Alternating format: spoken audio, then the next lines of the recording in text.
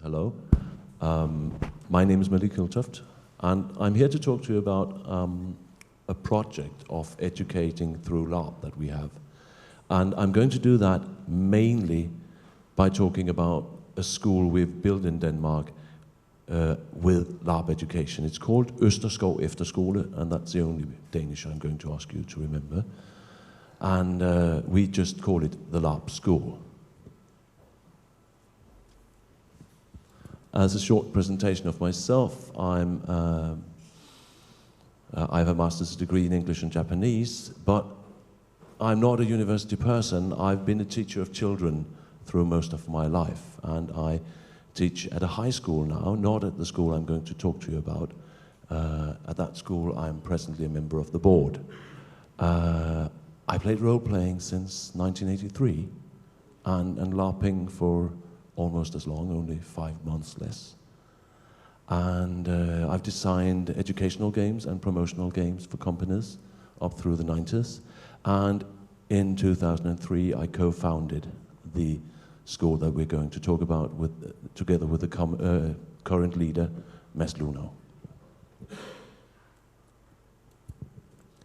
Now, the school is really the vehicle of the idea. It is the way that we made things work, because it was a rather different idea. It builds on the fact that in Denmark you can actually construct a boarding school more or less from scratch on loans from banks. Because when you have it, you're sure that you will get tuition and state money and you can repay your loans.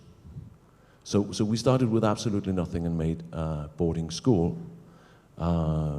The first students entered in 2006, and every year between 80 and 95 students go to the school. They stay for between 1 and 3 years, depending on how much their needs are and how late they enter, because of course there's a rule saying how old you can be when you go to a normal school. And these 80 to 95 students have 10 teachers plus 2 special needs staff to take care of their education. It's a boarding school, there are technical staff as well, but it's not relevant for what we're going to talk about here. What is relevant, yes, are the didactic principles. The first and foremost principle of the school is that all teaching is done through role play. Not necessarily LARP. You are allowed to sit down and just talk through the story. You are also allowed to play the different counters in a board game. So you're actually role-playing a counter on a board in a board game.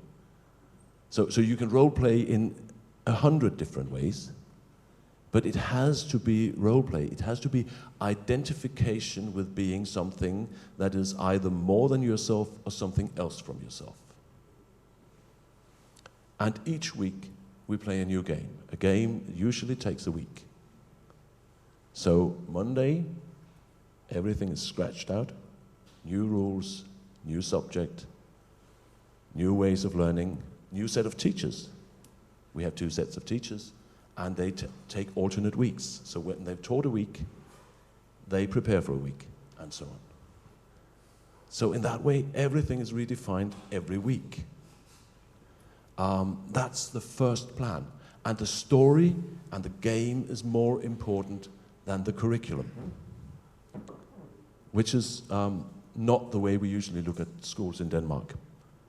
But we decided when we made the school, and we've not had a reason to change that decision, that if you have a good activity to learn by, you will get to what you have to learn.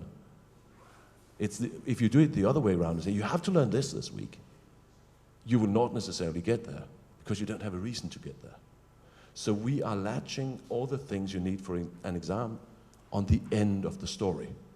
Every teacher just makes sure that the students get as many points as they can. Some students get a few, some get a load. That's the way it is. And sometimes you have a good week, sometimes you have a bad week. Okay, the other points here are that students participate together. We don't have different years. We don't have special needs students in one place and other students in another place. We make new groups every week when we make a new game. And sometimes you're mixed very much, and other times you are really actually divided. But since we don't do it all the time, nobody feels it. So you get to be together with everyone from the school in just 2 months or so. So it's one big thing, and no matter what level you're actually going to an exam in, you're actually going through the same activities. You just harvest at different levels from them. And finally, quite important, the teachers have to play as well. You can't teach on a role-playing school unless you role-play. You are, of course, allowed to be a game master from time to time. You're also allowed to be the player and let the students game master if you want to. But you have to participate in the game. It was an early principle, and we had some rows about it, but it's not enough to be good at your subject. You have to be inside the box, playing with the others. It changes the rules between adults and children fundamentally. Now, a few of the points that we got from this, I know there are 1,000 things you can say when you want to explain that, but please concentrate on what you'd like to know later on if you want to ask questions, is that the school places itself between training and reality. Because when you learn through role-playing, it feels like reality when it's good. It doesn't feel like it when it's not, we know that. But when it's good, it feels like reality. So sometimes you have some very strong experiences in what you do. And you will always have an internal motivation for why you should do this. You'll never sit down and say, I have to do this because my teacher tells me to. At least you do it to get some points you need in a game or a new experience level or whatever.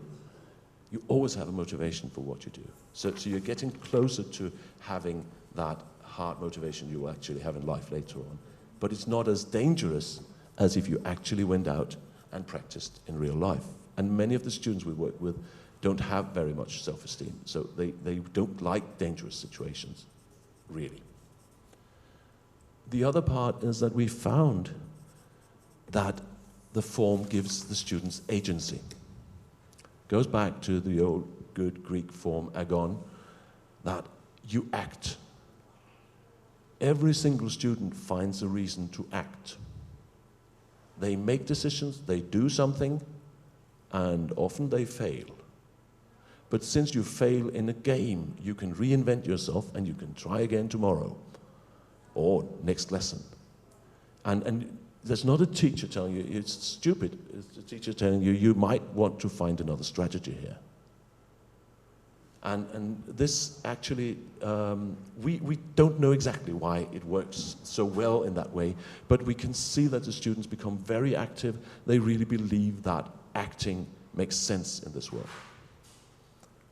The last of this series is that you can send very clear signals when you LARP.